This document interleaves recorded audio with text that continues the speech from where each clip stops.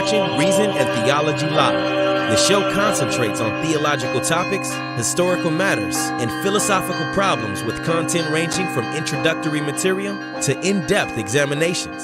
And now, your host, Michael Lofton. Welcome back to Reason and Theology, everyone. Your host, Michael, on a Thursday evening doing our second show. We did a stream earlier where we were reviewing a video, What's Wrong with Christianity? And we offered some responses to it. And now here we are for the second stream, joined by Jeremiah Bannister. How are you? Yes, I'm doing good, man. I'm happy to be here. I made a video over on Telegram at the Wolfpack chat, and I told them, I said, you know, if you would have told me 3 months ago that I'd be connecting with you and that I'd be on Reason and Theology, I would have laughed. I'd have been like, I don't think so. No. And so it's a real honor to be here. I'm really excited. You guys do great work. You do fantastic work. And like I said beforehand in the green room, that library is single-handedly the most mega dope library of any Tratosphere or Catholic YouTuber out there. I love it, dude. I love it. It's amazing. I appreciate that. And I have to say, you know, if we're talking about things we admire, I admire the introduction I've seen on your show. That introduction is pretty awesome. Well, and thank you. Wow. I wonder how he did that. I'm always trying to figure out things, you know, the behind the scenes, how things are done and improve my show. And I thought, man, that's really well done. So you know what the secret is? Yeah. The secret? What's that? iMovie. Okay. No, I'm talking the freest, cheapest thing. Right. I thought, I said, I want to find kind of a doom, like real quick thing. Right. And it was really just finding whatever clips that I thought were cool to blend in. But yeah, man, thank you. And I use OBS. And so I've learned that system. But dude, yeah, off the show, behind the scenes, if you'd ever like to talk to me about that, I'll hook you up, bro. Hey, I'll have to start by getting a Mac because number one, I don't have a Mac. But I know everybody is always using the Macs, and they have this iMovie and all these other programs that I don't have access to. So yeah, I might need to do that. I do have OBS, but again, I'm using Windows for better or worse, and I haven't used OBS in a while. It has its pros and cons. The thing I don't like about OBS is when you have multiple people, 4 or 5 guys on the show. Yeah, I've found that really hard to do, to have multiple people on like that. But yeah, because you have to do window capture or something, you know, for everyone. For every one of them. And I mean, there's a pro to it. Like, okay, you can change different filters on each one of the people. Okay, whoop-de-doo. You know, for stuff like what we're doing right now, all my interviews are StreamYard. Yeah, so I hop on StreamYard. I do the interviews on there, but I don't do them live. So, but I had to learn it. But thank you. So you pre-record your stuff and just premiere it? No. I do it for my interviews. So all my interviews are pre-done that way. Plus, man, if someone's like, hey, look, you know, the kid is knocking on the door, or the dog is jumping on me, or I got to use the bathroom, then I don't. You know, I'm like, okay, I'll edit that out. Maybe, you know, I might. I know how that goes. but live shows, man, I've been doing live shows for a long time. AM, FM radio, YouTube. I used to do 3 hours a day, 5 days a week live, both on radio and on YouTube. So I've done it for a long time. I enjoy it. I like the live part. I wish that there was more, like I could have like callers, and I'm positive I can. I just haven't really done the homework to figure that out. But I gotcha. Well, you know, we said that we're going to do this show because I posted something a while back on Facebook, and I asked something to the effect of, would y'all like to see me do reviews of different people out there who say they've had paranormal experiences, which I still intend to do. And you had commented and said that you had one of your own, and I thought, well, I've wanted to have you on the show anyway, and then especially if you're wanting to talk about that, let's do it. So here we are. But before we dive into that, your own personal encounters with the preternatural, I want to just, you know, find out some just basic information about you. What's your biography? Have you always been a Catholic? Are you a convert? Oh, no, you know, just tell me all that. Yeah. Well, first of all, I'm 6'9". I might look 5'7" in pictures, but trust me, 6'9". Not really. No, I'm 5'7". I was never. I hail from the great Mitten State of Michigan. Raised in a Pentecostal charismatic home. But my dad was like a really independent thinker. Like he'd find himself in sometimes on quirky things, you know, like he'd get in debates with people over pre-trib rapture, and he's like, no, it's post-trib, you know. So like he was into that kind of thing, and he was really into Hebraic roots. And so I grew up in a home that we did things like a couple years celebrate Passover or celebrate Hanukkah in our home, and so we did that. But we still went to Church of God or Assemblies of God churches. But I didn't really believe, you know, I went to school for it, but I kind of thought that axe was spelled like, you know, the weapon or the tool. And I really did. I thought it was kind of almost like a Robin Hood era thing. I didn't know jack about it. And so it wasn't until after my senior year, I was homeless. I was a runaway my senior year, and I was homeless, living on the streets or in people's garages. And I had this like, extremely enthusiastic conversion experience in my grandmother's house. And I'm rolling around on the ground, and I'm crying out to God, and I'm dancing around. Neighbors are like wondering, you know, what's happening with this guy? You know, it's 9 o'clock at night, 10 o'clock at night, and there's a guy crying out and hallelujah in the backyard and stuff.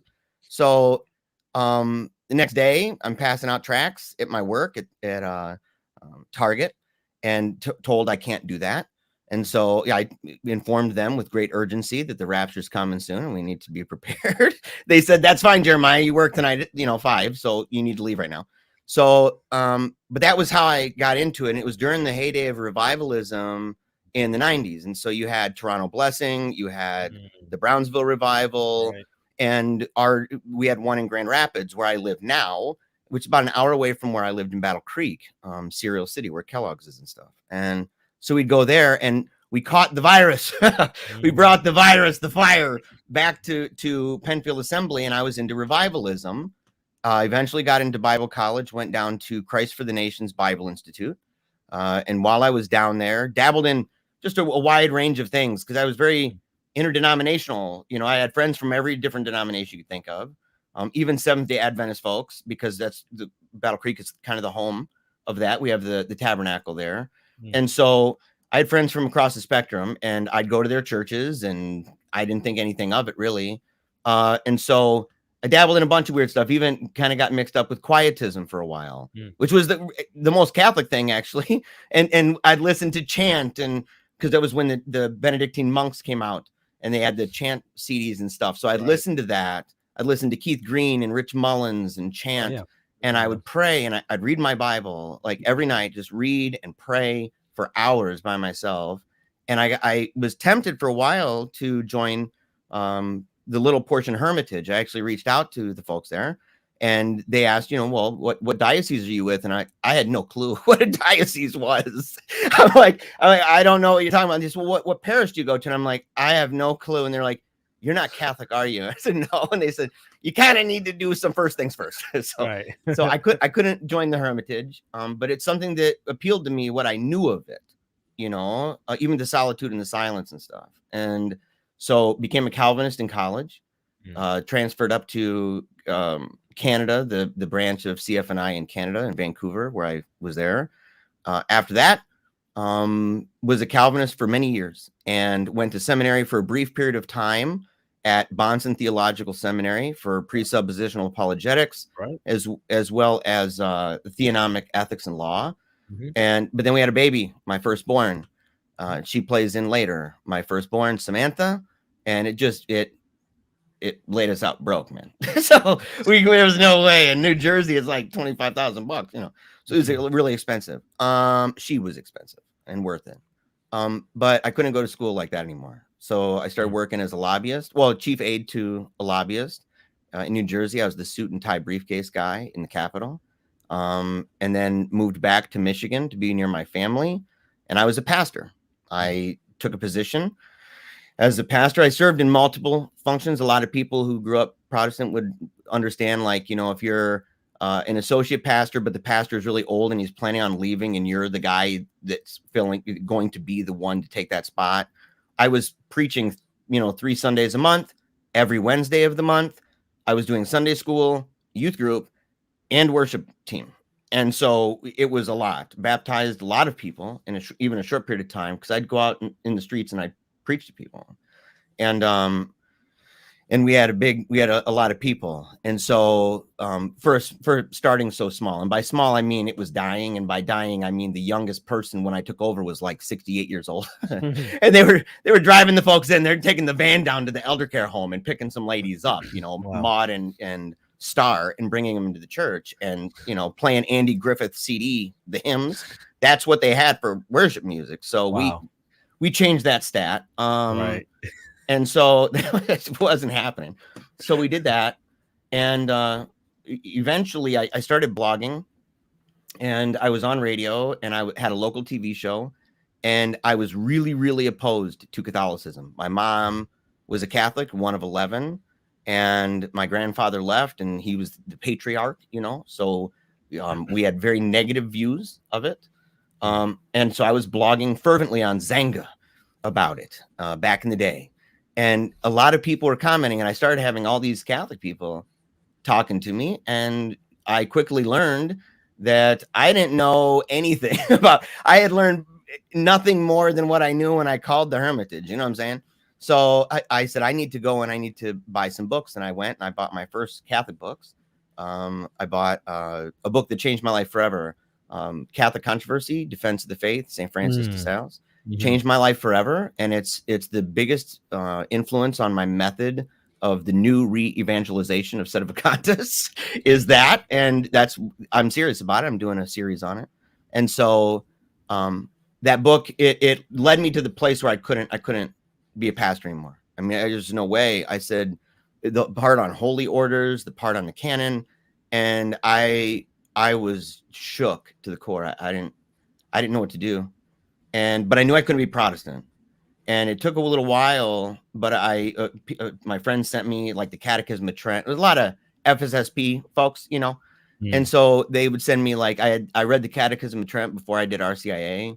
There were things like that I did, a lot of St. Alphonsus, and I told my wife one day, this is the summation of that, told my wife, I said, I don't, if you want to take the kids and you want to go in the car, it's okay. I don't care if I got to crawl. I don't care if I got to be on hands and knees. I'm going to mass. I'm going to become a Catholic. And my wife looked at me, and she's amazing. Her name is Angela. And she said, wherever you go, I go. You know, you have been struggling with this for over a year. You have tried your darndest to debate people, and you lost. And lost because you lost, not just because you didn't do good at debating. You were valiant, but you lost. And I think maybe you won, and this is it. You're good. And so I went that day, and come to find out, it happened to be the feast day of St. Francis de Sales. I had no clue. And then a week later, exactly. A week later, I get a phone call at college, and it's Scott Hahn. Scott Hahn had heard about me through the James White podcast, because James White was ragging on me about this. And he called because he recognized a lot of the story was similar. And we got talking, and he said, well, what are you going to school for now? And I said, well, journalism now. Because again, I'm not going to be a priest. I got about, some kids at this point. And he said, oh, journalism, like writing and stuff. He said, your patron is St. Francis de Sales. I'm like, oh, come on. So everywhere I'm going, there's this saint, right? And I lived that way for a while.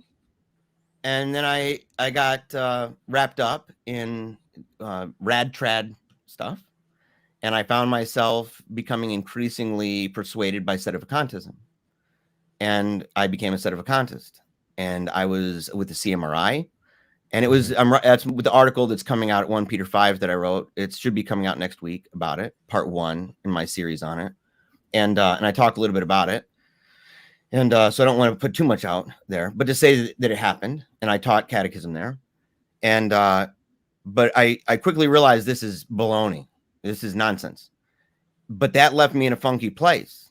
And we tried going back for a minute, but it was hard to go back. And I found myself just being outside of church, and being outside of church, I found myself susceptible increasingly to various sins and malice, and eventually found myself neck deep in atheism. And I was an atheist for 7 years. I was on the state board of the largest atheist organization in Michigan. And I was a public speaker. I spoke at different colleges. And even did a presentation called Cutting Through Catholicism, Counter-Apologetics from the Inside Out. And it was a packed out place to hear me say it. And time went by and my daughter got cancer. That firstborn that I mentioned, she got brain cancer. And her story, which can be heard elsewhere, it was so dramatic and so you're not the same. You know, no matter what, no matter where you are in life, it affects you in a way that's like beyond powerful. Like it's a paradigm thing. And when she died, like in fact, where I'm sitting right now, this exact place is where her heart beat for the last time. I've made this where I make all of my work. Where her heart is, that's this shield is hers. She's a princess for all eternity for a medieval festival.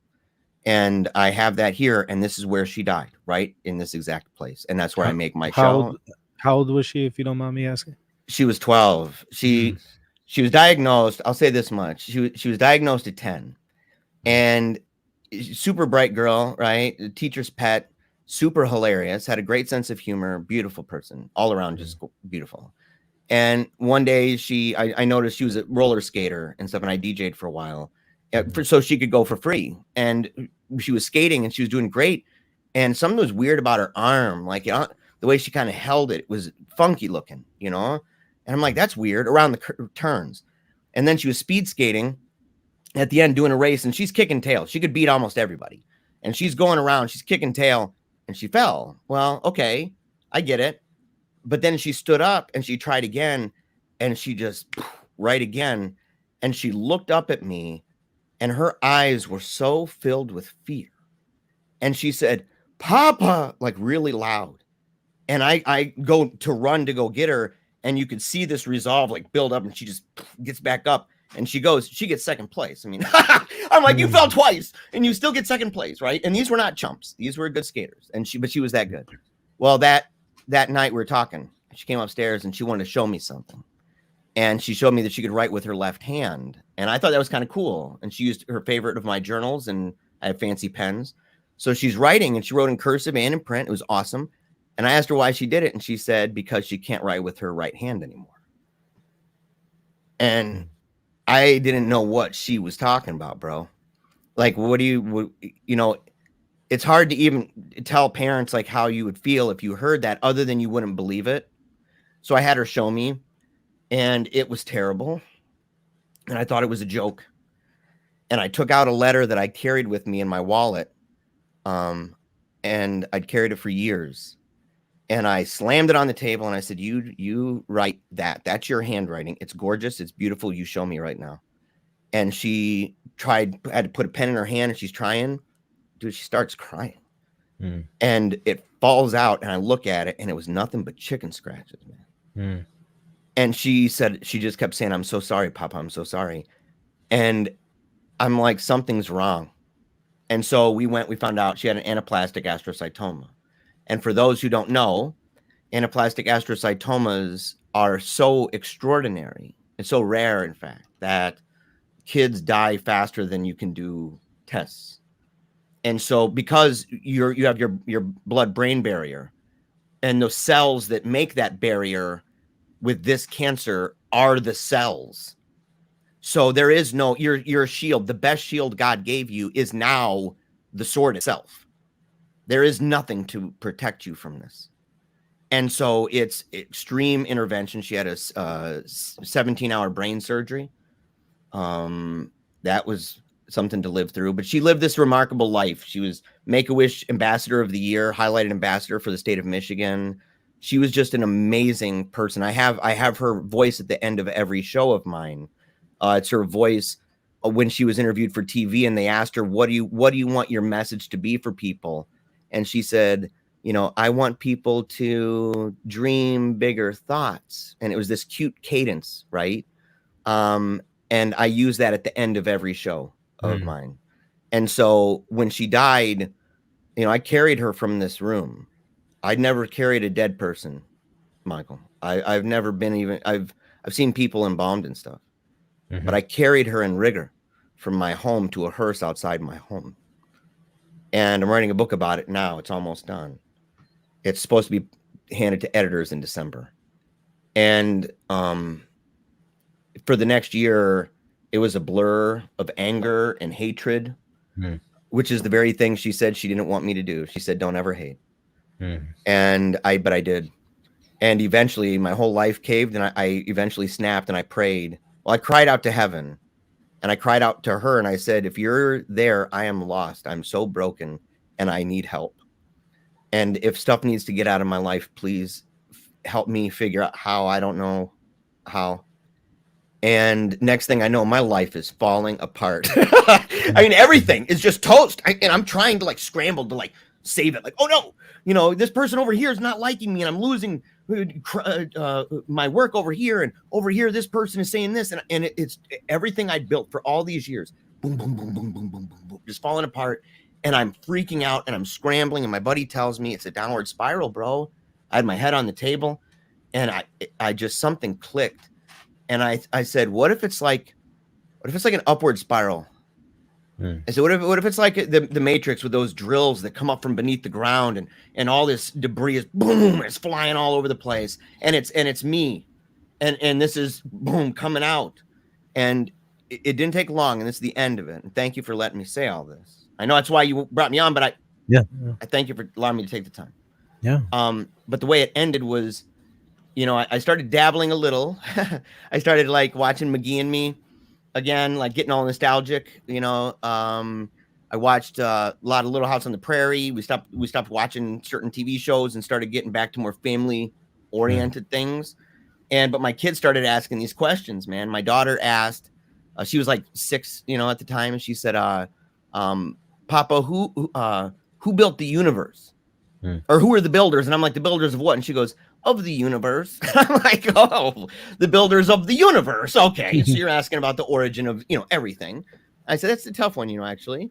And then about, you know, a couple days later, my son gets in an argument with my wife about something, and says, well, I don't know why I have to obey these rules. And I told him, you know, respect your mother and father kind of thing. So there's a lot of hangovers throughout my atheism, even going to church on Christmas Eve and stuff every year. And my culture was still very Christian and Catholic, even views on life and gender and stuff.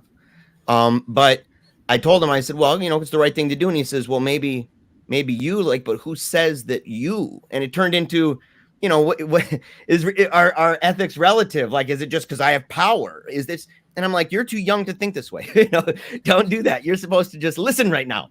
You're supposed to be intimidated. I'm your dad and I have a beard, so you should be scared. And then my youngest at the time, his name was Ambrose. And so I have Teresa Avila. She's the youngest. I have my eldest one after Samantha was Athanasius. And my middle child is Ambrose Lewis. And Ambrose says, hey, Papa, I got to talk to you. And I said, okay. So he's like, come up to my room. So I go up there being all sneaky. He has a little puppet in his hand, talking like with a puppet. And he says, I need to tell you a secret. I said, what is it, man? He said, I pray. And I look at him like, what? And he said, I pray. And I'm thinking like somebody taught him this, you know. I said, who taught you that? And he says, nobody. And so I'm like, oh, okay. He's not really praying. I said, well, does God like talk to you? And he laughed and he goes, no. He said, he took the little puppet. He goes, it's not like God's like talking in my ear or nothing. And then he just sits there and I'm just looking at him and I'm sitting on his bed and he looks at me right in the eye and he says, but I still think it's the right thing to do, Papa. And he walked out and he left my keister sitting in that room by myself. And that was hard. And I immediately called a family meeting thinking that they had gotten, they're conniving. Somebody is infiltrated, you know, what's going on? And it turned into trying to make, you know, I tried to dissuade them. I showed them different religious things because they wanted to know more. So I showed them like Protestant stuff. They thought it was hilarious. They're like, oh, that's weird looking. What's that all about? And then they saw divine liturgy because my sister is Eastern Orthodox and they wanted to see where she goes. So I showed them divine liturgy. They did not make fun at all. In fact, they asked questions. And then Ambrose again says, Papa, are we Catholic? And I'm like, dude, bro, like, stop. Like, you guys are killing me right now. So I said, you're baptized. You have the name Ambrose. You don't even understand it. Your name is Athanasius. You have no clue. And your name is Teresa Avila. All three of you, yes, those are like some of the most robust Catholic names on the planet. And they said they wanted to go to church where the godmother was, Ambrose's godmother. Well, I thought we'd get away with it. And this is the culmination to where I am now. I thought we'd get away with it because I thought that was in Kalamazoo, which is like an hour away. And it was a bad winter. So I'm like, there's no way we're going to drive out to Kalamazoo. Like, we'll get away with this. And my wife goes, Jeremiah, the godmother, they moved to Grand Rapids. They're like right up the road. No. So we go and we get to the church on Christmas Eve, and I'm not wanting to go in. I'm still unsettled, right? But I have the little flower chaplet, and I get in there, and I hear the little bell, cling, cling, and there's this Gregorian chant. I said, that's weird. And then it's a big, beautiful church. And then all of a sudden, man, I look at the altar boys, and they're all boys. And I said, well, that's very strange. And then there was incense, and I said, that is really weird. And then I saw the priest. That's the priest I had when I left and became a sedevacantist. He was my priest in a parish over an hour away from this place, and I did not know that he had moved that he'd been restationed, right? He'd been reassigned to where I had moved to. And he saw me, and he was stunned, and he called me in the sacristy afterward. And I went in, and he told me, you're the last person in all the world that I thought I would see here. And I said, you're the last person I thought I would see her. So we're even Stevens. And he said, welcome home, prodigal son. And I wasn't all the way there in my heart at the time.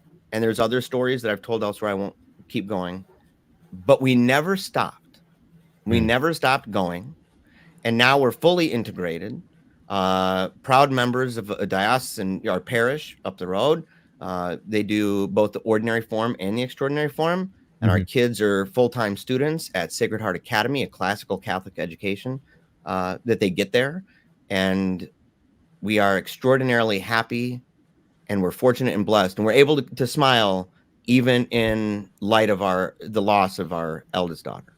And so, did you say that you also have other videos where you go into more detail? Because I'd love to just listen to it sometime.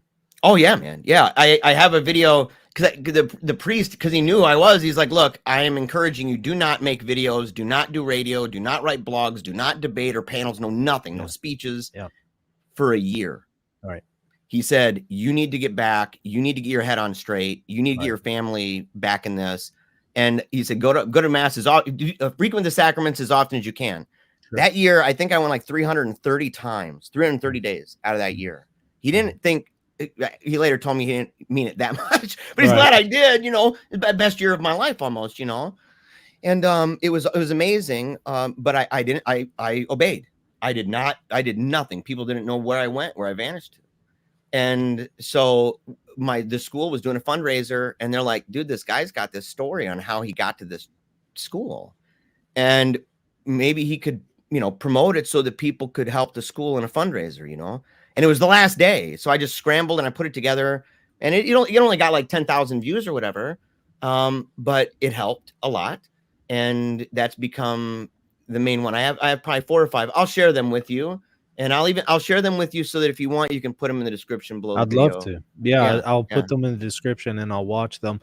I remember seeing you come up on Facebook a few years ago. Something about you were leaving a school, you were a dean or something. I don't know. I forget what it was. Only caught a few minutes of it. Yeah, no, I wasn't not leaving a school. I was leaving CFI, Center for Inquiry. That was probably, that'd be a number of years ago, but we had mutual friends. Even when I was an atheist, we had mutual friends. Yeah. And so there were people, but no, I haven't left anywhere. I haven't left anywhere. No craziness. Life is pretty smooth sailing, man. Yeah, no, I mean, I don't remember the details. I only caught a few minutes of it, but I remember that's when I first saw you come up in my feed. Wow.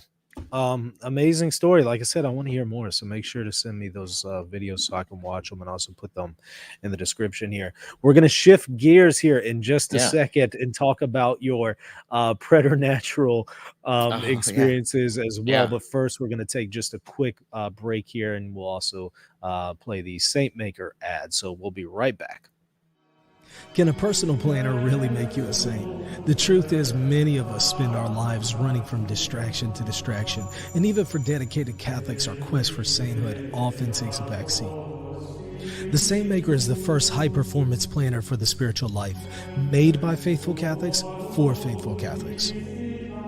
Combining the practices of Catholic faithful throughout time with the science of personal productivity, the Saint Maker will help you grow in virtue and structure your spiritual life while getting organized and achieving ambitious goals. And that can help you become a saint. The Saint Maker is a beautiful, easy to carry, and well-crafted companion to your Missal, Bible, and Rosary. Published 4 times per year, each season includes daily planning pages, feast days, and devotions for both forms of the liturgical calendar, goal-setting pages, confession journals, and much more. There are lots of great Catholics using the Saint Maker, like Scott Williams, CEO of Sock Religious, best-selling author Sam Guzman, YouTubers like Dina Parka and Amber Schneider, and priests like Father Dean Marshall and Father Corey Stitcha. Try the Saint Maker out, and if you decide that it's not for you, you can send it back for a full refund within 90 days. Visit thesaintmaker.com/reason and theology to shop the planners and to start your Saint Maker journey today.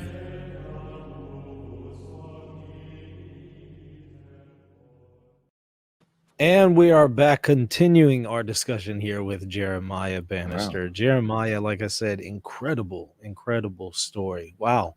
Really seems that God has been, working with you for years. It's always amazing to hear that in the lives of people, even though they go through some really low periods. It's also good to hear how God brings good out of it. So, wow. Yeah.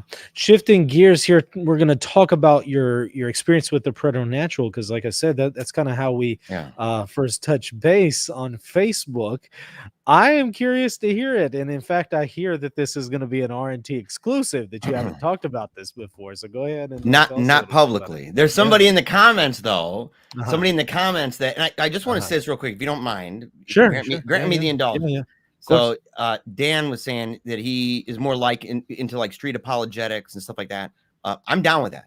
I have a real heart for that stuff, and I like talking apologetics. I like talking theology. I love debate, the rough and tumble of the octagon, But at the end of the day, I want to meet people where they are, and I have a real evangelical heart for people to go out and say I want to touch their lives, like even physically, like be in their presence and stuff. But also. Lastly, there was a person in the comments, and I have to say this, Jake Fowler. Jake Fowler said Jeremiah's quietism didn't trump his gab, right? That he's still the ability to talk. Well, here's the thing, and he knows this. The quietists could never shut up either. So that was the problem with them, is they're never quiet. They couldn't shut up. And it wasn't until Guyane became back into the church and submitted herself to the propositions that were condemned that she spent the rest of her life in actual quiet. And so, but I wanted to just say that. The story, when you first talked about it, you were asking, it was on Twitter actually. Yeah. And you were asking about, and you were asking about, if anybody had like stories about ghosts and stuff, like a Catholic view of ghosts. And I said, well, I have this weird experience that I could never really, understand. And it kind of fits into so many of the predictable, patterns and descriptions, a house that was, a little girl died, and we admittedly, we were pretty high at the time. Years ago, Minnesota, right? I went through a season and we watched Blair Witch. And so we were talking stories, and this story came up about this house. And so we decided we were going to just get in the car, the Scooby wagon and Scooby Mobile there, and we were going to go over to this house. So we get there and we drive in, and this isn't the exclusive. This is what I was going to say. But so we drive, and there's kind of a T section on this road. So you have to envision that you're on this road. It ends at a T section, and both ends going to the right or the left, they end. So you can see the dead ends on both sides. It's a dead T, right? So, but before we get to the T section, we pull into this abandoned parking lot surrounded by trees and just grass all grown everywhere. And there are these 2-cylinder cement poles right by the entryway. So only one car could get in between at a time. Wasn't very efficient. It was attractive, but not efficient. So we go in, park the car, walk up, and there's this house, and you can see the house up the hill. And it's super dark, but you can see it. So we start climbing. We go to the driveway that goes up this hill. It's a dirt driveway, and it was raining, so it's pretty muddy and stuff. But there was a massive tree blocking it. We're assuming it's because it was condemned. The people condemned it, the city. And so we're like, well, let's just walk around the tree and go up the hill. So we're going up the hill, and all of a sudden there's this massive light, just gigantic. And there's a fire up there, and there is a truck, a big white truck. And I hear this voice that sounds like it's whispering in my ear, "What are you kids doing up here?" It was creepy, and it sounded like it's like breathing on me. And I go, ah, like this, and I run, and we all at the same time, and we're all booking as fast as we can, booking down this hill, slipping and sliding. We get down the hill, and we're running as fast as we can, and we're like out of breath, and we're like, oh my gosh. And we're laughing at this point because it's kind of funny, you know.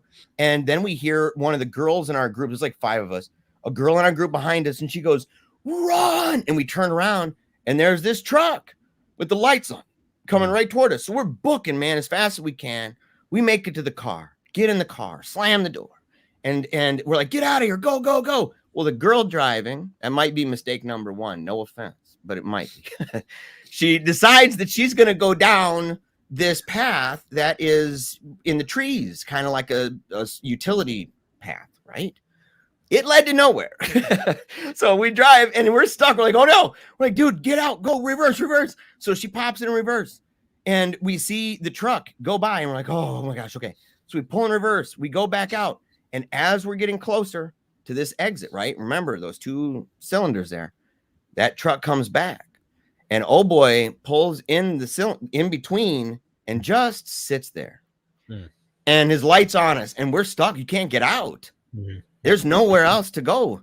And all of a sudden he slowly pulls up, man. And Captain Creepy was like right out of a movie where he's got the long straggly hair and he's kind of hunched over like this, you know, looking like the hillbilly dude from Planes, Trains, and Automobiles, where his wife had the baby that came out sideways. Yeah. So it's like that, you know, but older and gross, you know. Right. So he's like, comes up and he's like, "What are you kids doing up there?" Like this. And she goes, "Nothing." And she goes, "We booked, dude." And she's flying through those cylinders. We get on the road. Homeboy pulls in reverse, goes in reverse through the cylinders, and he's speeding down the road, swerving all over the place. We get away, right? He's in reverse, but he's not catching it. Yeah. We get out. The next day, we said, we're going back. We need to see. Need to see. Wait, that wasn't enough for you. You decided, let's go back. We're going back, dude. We're going back. Because I'm like, I need to, for one, I wanted to see this place. I'm like, number 2, I mean, maybe I can't imagine a dude lives there. You know what I mean? So we go back. There are no tire tracks anywhere. There's no sign of any fire. There's no nothing. You see our footprints. You see the slip and slide stuff all over the place, but no tire tracks, not on the dirt road, not on the dirt driveway. And there's no other exit from the top. And I mean, you could see, tire tracks other places, but there's no other houses out there. To this day, I have not settled on what that was. I safely assume it's just a dude, right? I think that's the safest bet. It's just a guy, you know. It's just, I don't know how. Maybe he's got that fancy DeLorean that can float. You know, he figured out how to do that with his truck. I don't know, but I've never been able to figure that out. But that's what I was going to come and tell you.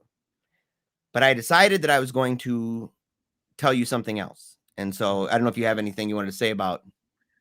Did you go in the house?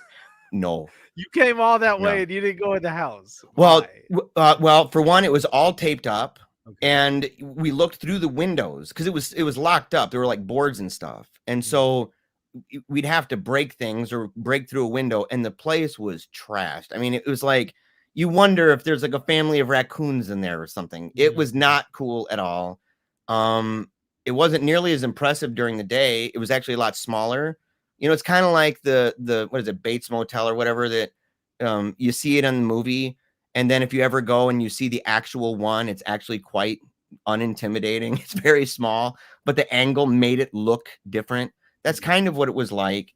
And plus, the girls that were there, they were especially frightened. They did not, they were spooked because there's no tires.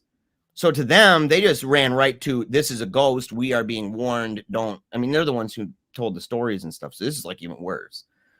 So we never went inside the house. I've wanted to since. I've actually wanted to do ghost hunting things where you go inside of the buildings and all that. Because I've seen all the shows. I've seen tons of them, tons of episodes. And to me, about it's that house. No, just in general. Like just in general, I would love, but that house, because of my experience with it, it'd be cool to go there and say, I'm going to spend the night. I'll even do the dumb trick of turning all the lights off, which is just a gimmick, you know. I'm like, nobody has the book that says, and the ghosts come out better if you turn off all the lights and use your camera with the night vision. Like, that's fake, man. Come on, we all know. So, I've even told ghost hunter people, I've said, look, I'll go with you as a skeptic. And I said, all I got to do, if you hand me, give me a pad of paper and a pen. And I said, I'll roll with whatever else you do. And you can show me all those grainy sound wave things that, they're, and they're like, did you hear it? I'm going to kill you. And I'm like, I didn't hear that. That's entirely between, the skull there. And so, but I've never, there was one group that was going to take me up, but the place ended up being condemned and they ended up flattening the place. And so it was old, it was a barn, and they said it was just dangerous. It wasn't just condemned because, well, it was flat out dangerous. It could break and fall and you could really get hurt. I've been in old, like mental clinics and stuff. One that I broke into the window. I got in, I didn't break it. It was still unlocked. So I just snuck in. But I was there with my girly girlfriend and what we walked through the place, and it was super spooky, right? It's kind of getting darker and stuff, but I've never gone on an adventure like that or anything, but that's the only story that's like ghosty story that I've ever had happen to me that to this day, I can't really explain. Do you know the history of that house? No, all I know about the house, and I'm friends with the people who, I'm still friends to this day with the people who brought me there. So I've wanted to, and I should have done it before this, to contact them and say, what road is that? Because I could pull it up on, I could have pulled it up on Google Maps or whatever. Right.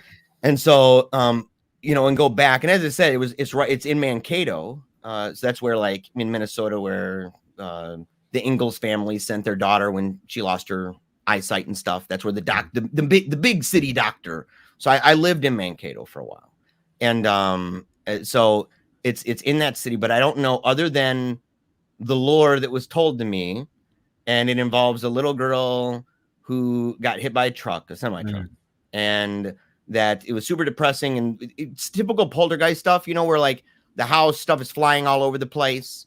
The mom thought the dad was doing it as a trick, and she'd clean up, and then she'd find out that, oh boy, is, 30 feet away in the garage. And that's true. The garage is that far away. It's not, it's like a hill, and then it's flat on top.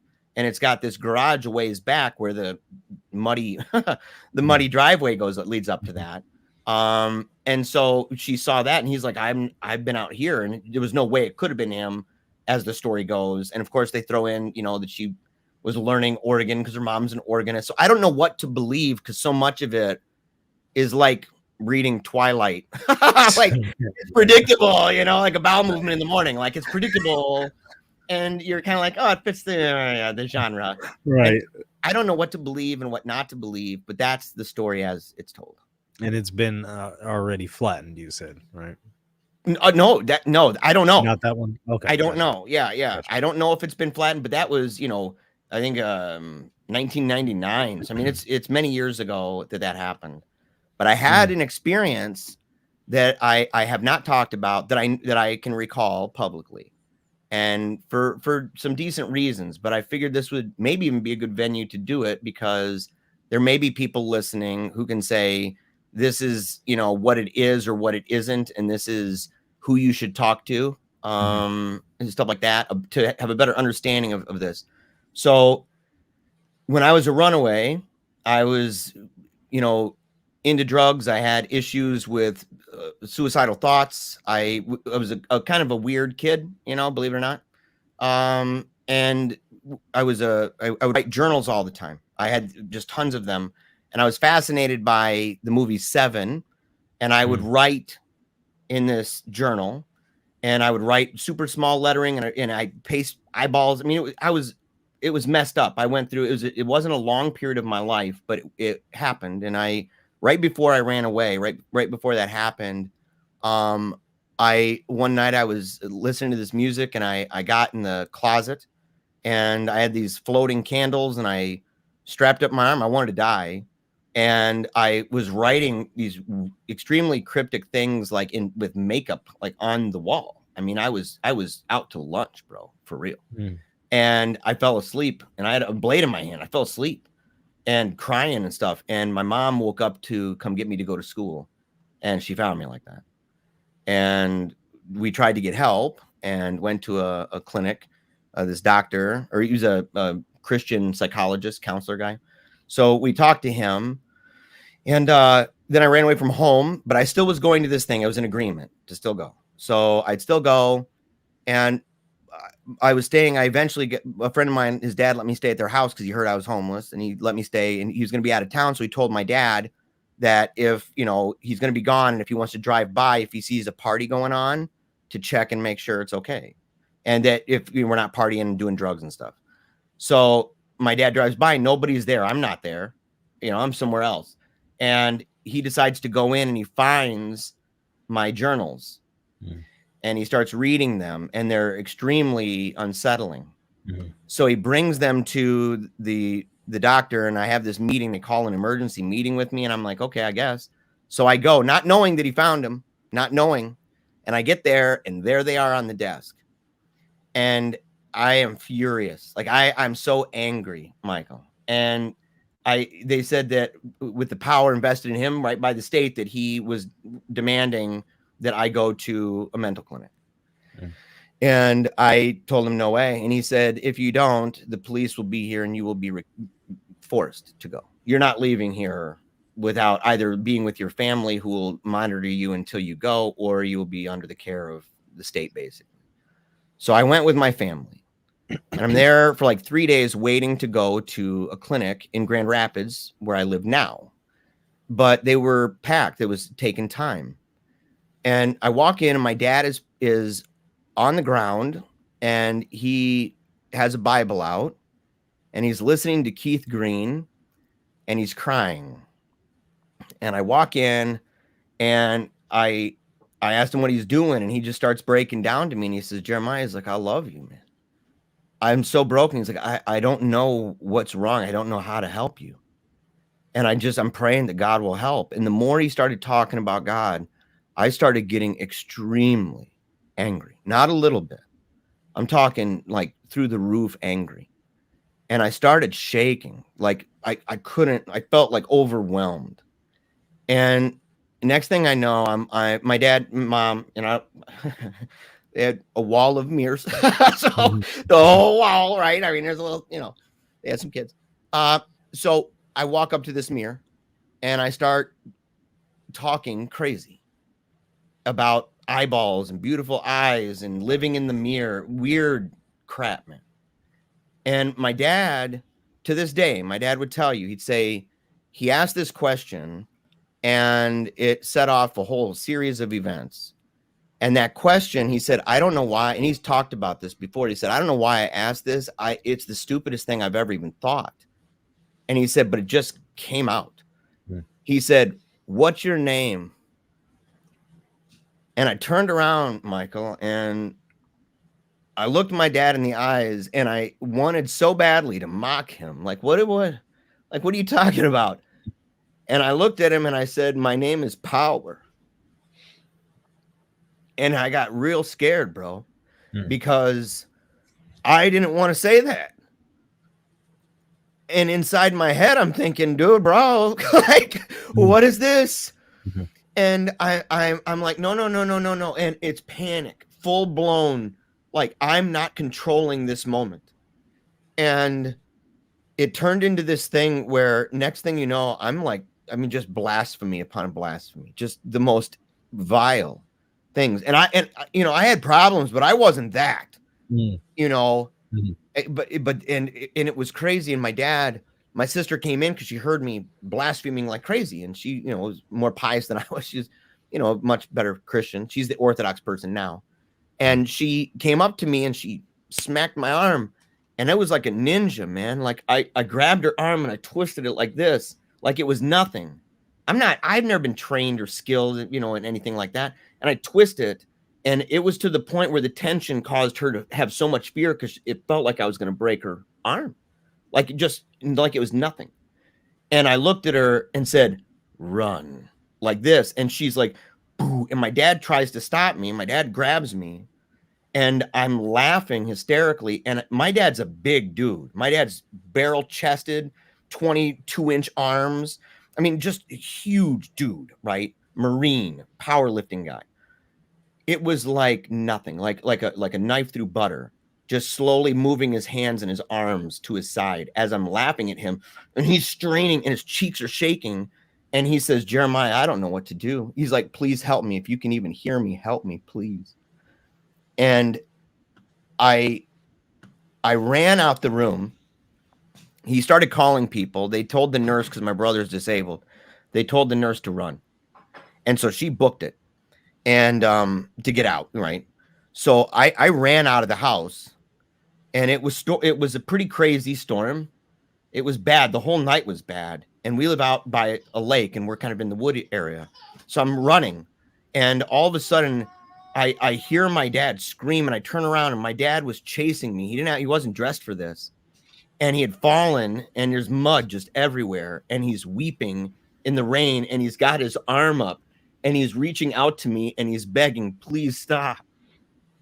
And in my head, I was thinking, I'm going to run into the street, and I'm going to die.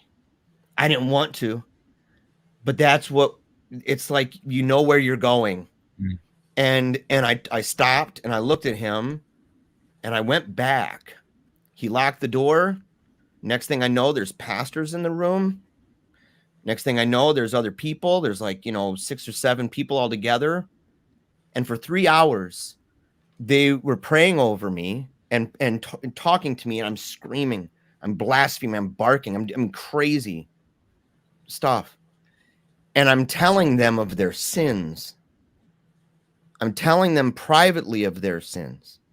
Things that they had done, and saying things like, how could you pray for him? How could you pray? Why do you think God would even hear you?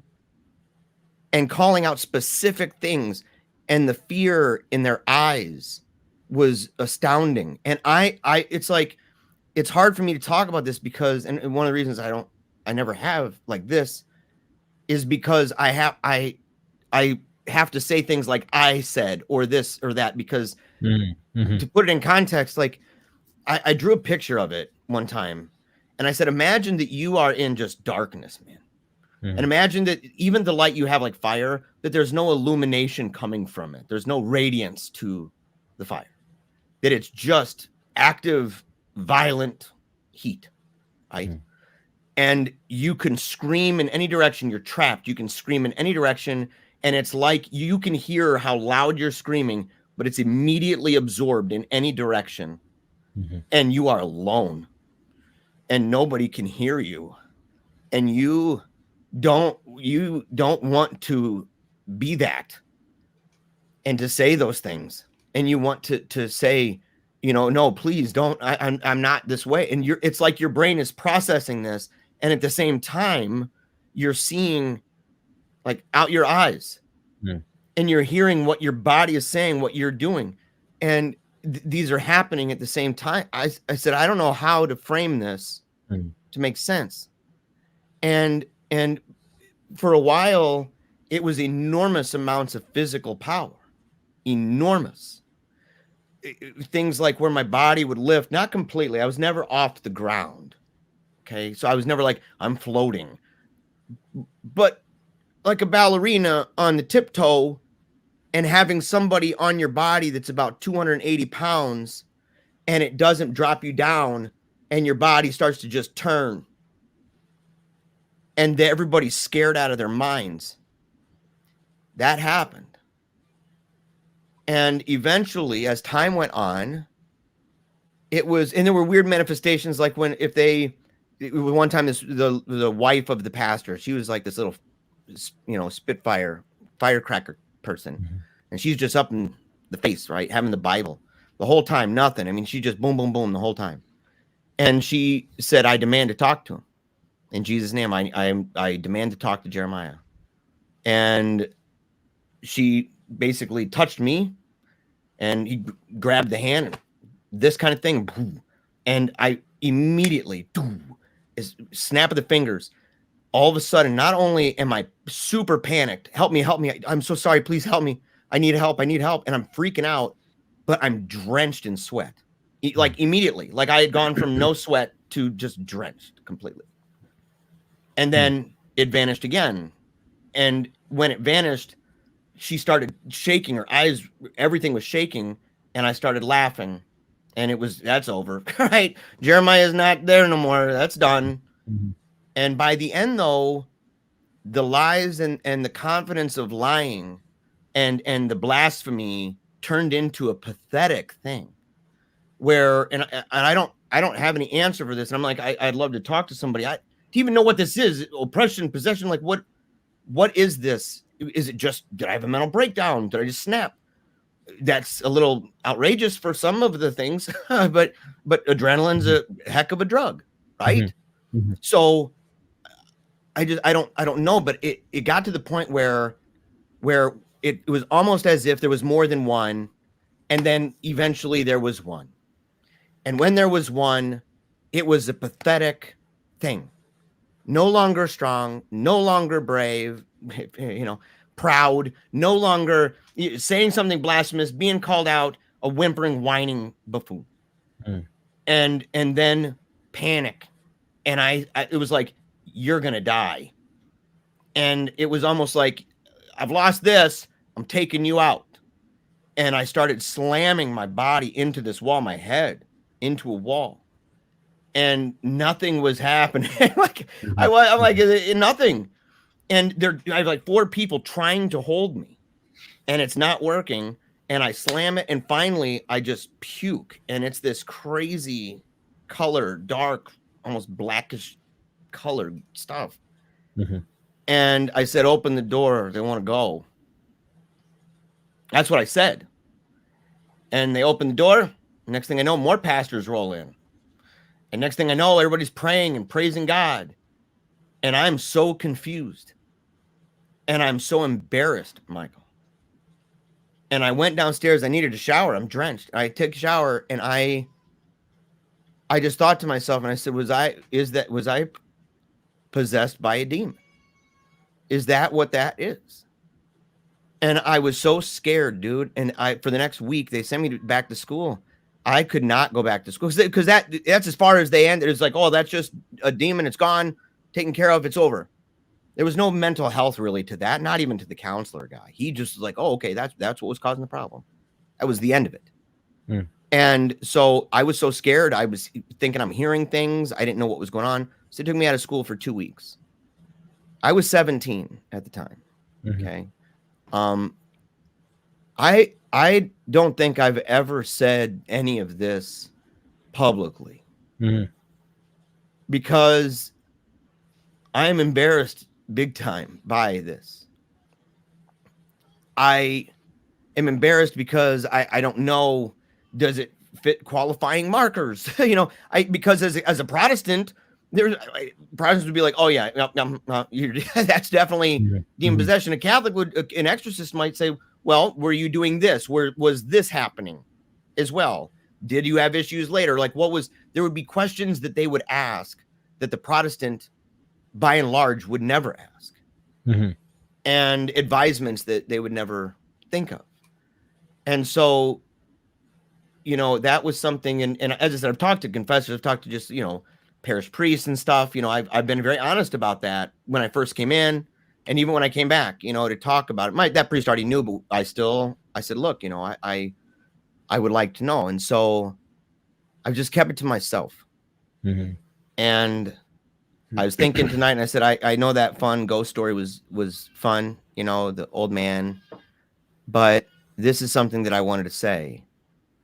And even just to I don't even know why, just to get it out. A lot of the indicators for possession were there for sure. The obvious ones are, of course, a hidden of knowledge. Knowledge of hidden things. And of course, you doing actions that you don't have any consent to. But there was something that you said there that really caught my attention. And that is, you said, open the door, they want to get out. That is, you were talking about the demon, right? Yeah. Yeah, that's definitely an interesting thing that you would say.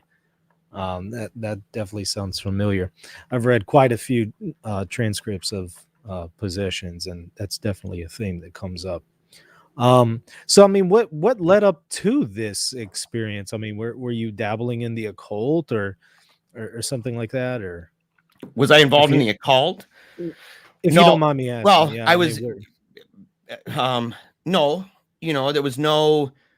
We went to a regular school, like a regular Christian school. There was nothing extraordinary about it. It was a family altar, Bible church. Mm-hmm. So they didn't like do tongues or anything like that. But we went to, and this is before any revivalism.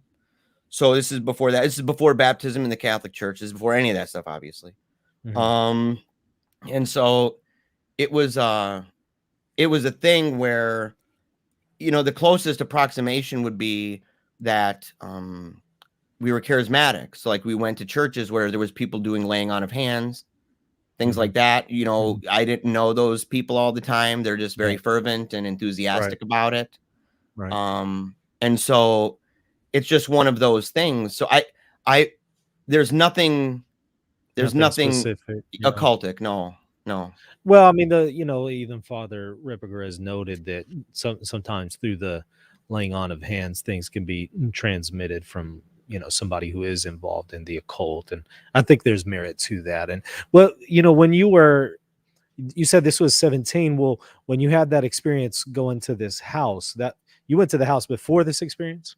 That was, the house. Oh yeah. No, the house experience, I was 20 years old. So this is me still living at home, but I ran away. So it was my senior year of high school. I was a runaway. Mm-hmm. Yeah. And I dabbled. So, okay. LSD. Mm-hmm. Right. Yeah, and it was weird because like I was into that, and we do it in groups and stuff. And I was kind of the guy that there was one time, there was like 5 guys sitting around and I'm talking about how we live in the mirror and stuff. And these guys were just like enthralled. And even after I converted later, I witnessed to many of these guys, and many of them changed their lives, stopped doing drugs, stopped being in gangs and stuff. Mm-hmm. But the thing is some of them were like, dude, no, I live in the mirror. Like, I mean, they were like, they bought I'm like, bro, I was high. Like Mm-hmm. I was really stoned. And so, but they had bought it. And so that's the most occultic thing. And a heavy use of drugs, that's been one of the things I've warned people about. Is obviously you shouldn't do drugs for the physical reasons, but also warn people there are some spiritual consequences that could come. Not always, but sometimes demonic possession can come about from a heavy use of drugs like that. Of course, there's many other horrible ways in which this happens. I mean, obviously, being involved in the occult, sometimes it happens from sexual molestation, sometimes it happens from drug abuse, or maybe going to a place that is infested with demons. There's a number of ways that this could happen, but yeah, that sounds horrible. Normally if this had been a Catholic who was doing the exorcism, the priest would ask the demon how they got there. But you said this was a group of Protestants who were doing it, right? And they'd never done anything. They'd never Right, experienced right. anything like this. Right. And it changed their lives. I mean, they would talk about it later and say, look, if anybody is dealing with this, like, this is a traumatic thing. And somebody in the comments asked, there's good questions in here, you know, and about, you know, can demons leave without an actual exorcism if someone's possessed? You know, is that possible? Someone said, well, why hasn't he talked to an exorcist? Well, you know, I didn't think for a long time that I needed to. I was like, well, you know, I talked to a priest. I have my confessors. I've been baptized. I've gone to, so I didn't, nothing about that. Right. And, you know, I'm not out blaspheming, things like that. And so, but it was something that I said, you know, and I thought about it. I was nervous to even say it. And I don't know if I'm going to regret it because, you know, I came on with a great story about my family. And it's one of those things that says, hey, this is this guy, this is his family, this is his story of, you know, never give up, keep on smiling, remember you're going to die, and one day you'll see your daughter again, kind of thing. And a funny story about ghosts, and then saying, you know what, I'm actually going to just level with people. But you know what? I think people need to hear that. I think they need to hear that because there are other people who are struggling with, you know, demonic issues. They might not be at full possession just yet, but they might be dabbling in drugs. And I think it's important for them to hear this kind of stuff, the dangers that are involved. And I'm not necessarily saying that was what caused it for sure, or that for sure that it was some kind of possession. I'm just speculating based on what you've told me. But I think it's important for people to hear others such as yourself who have gone through that experience and have come out on the other end and are living a good life, a sacramental life, following Christ. They need to hear that there is that hope. So I know that you might feel vulnerable sharing that, but at the same time, I think that's important. People need to hear that God brings good out of this stuff. I agree. And you know, I'll take that. And I'll also take the advisement and say, look, I know people tune into your show, and you know, I know that it said on your show a casual conversation. Not so casual anymore, right? Right. You might need to change that. Change that for sure. And say, yeah, this is something different. But yeah. And so, but I'm, you know, maybe, you know, that somebody heard this and or knows somebody and says, hey, look, this is, and not just some randos, please, you know, don't don't say my buddy's done some research. No.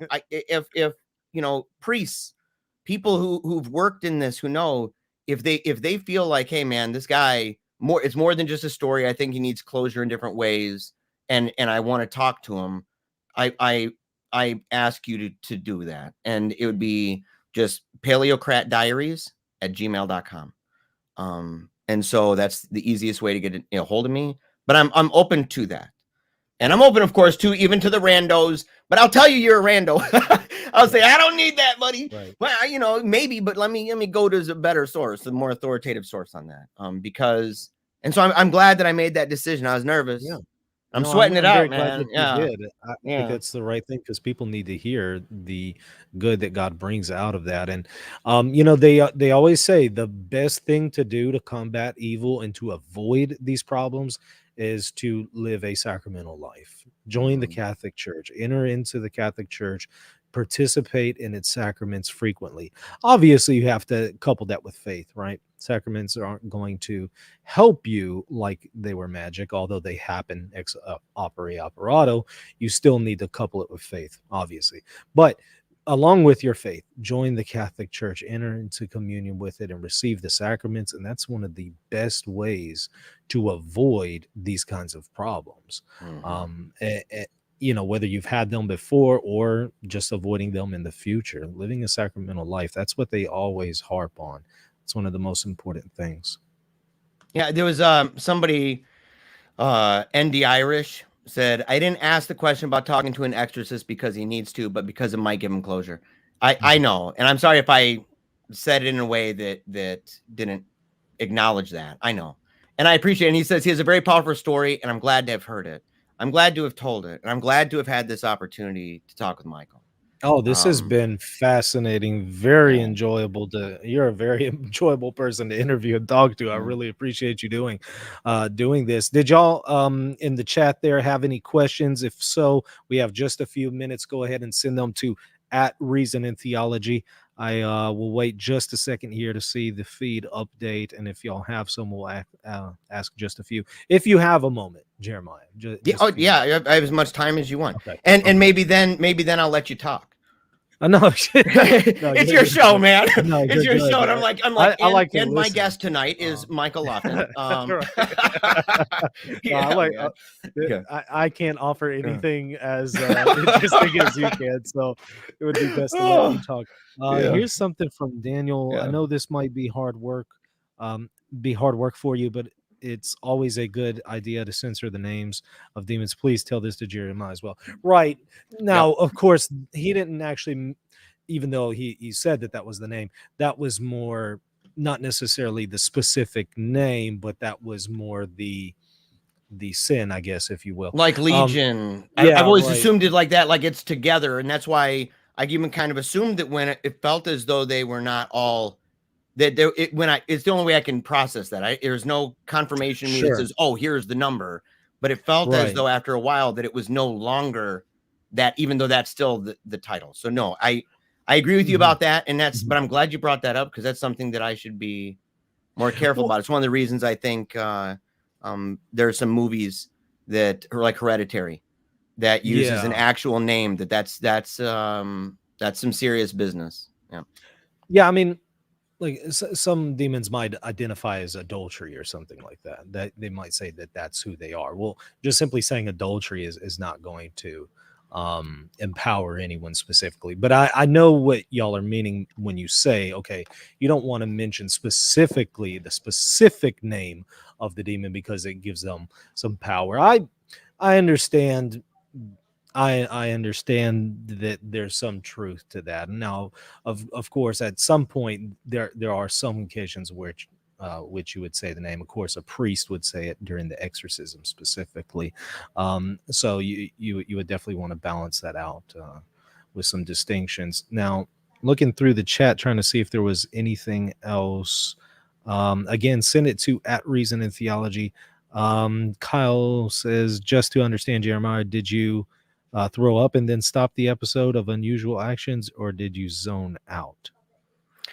I threw up and then was zoned out. I mean, to the extent that I felt like at that moment that I was more manifestly me than I had been for a while. So I felt like that was kind of a thing. I felt like I was the one fully saying they want out of here.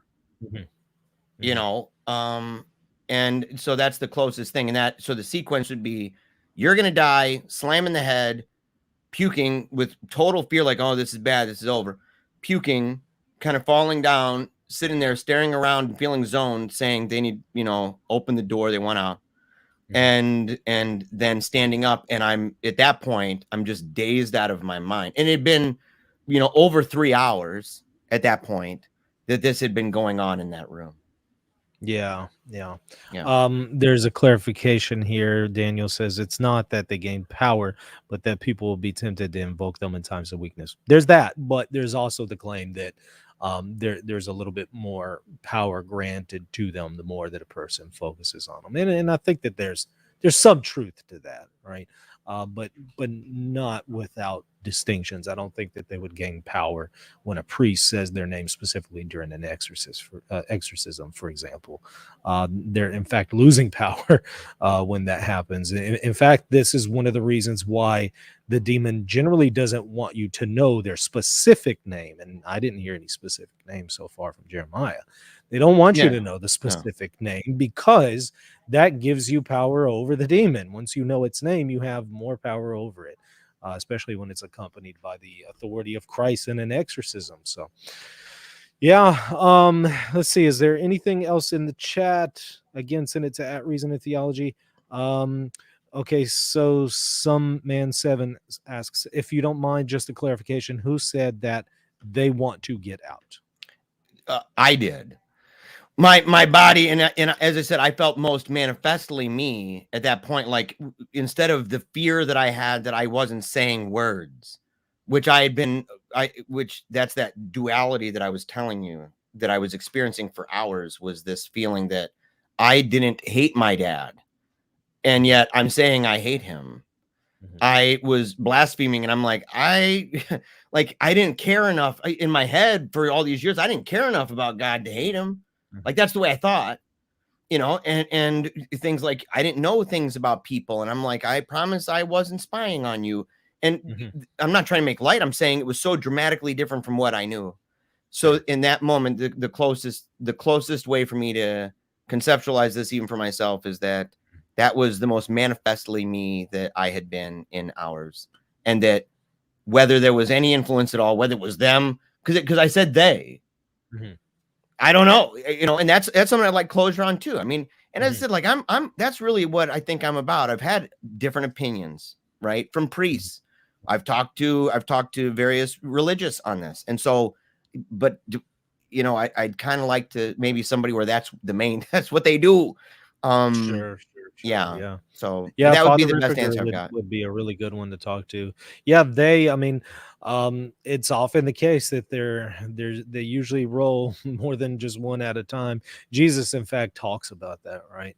A demon being cast out and sent into the desert place, and then bringing back 7 more demons with him, even worse than he himself. And so they sometimes they are accompanied by others. So that but you were also saying that whenever you were saying these things, these blasphemies, and you were grabbing people and stopping them from hitting you, and you were doing these movements, you weren't consenting to any of that.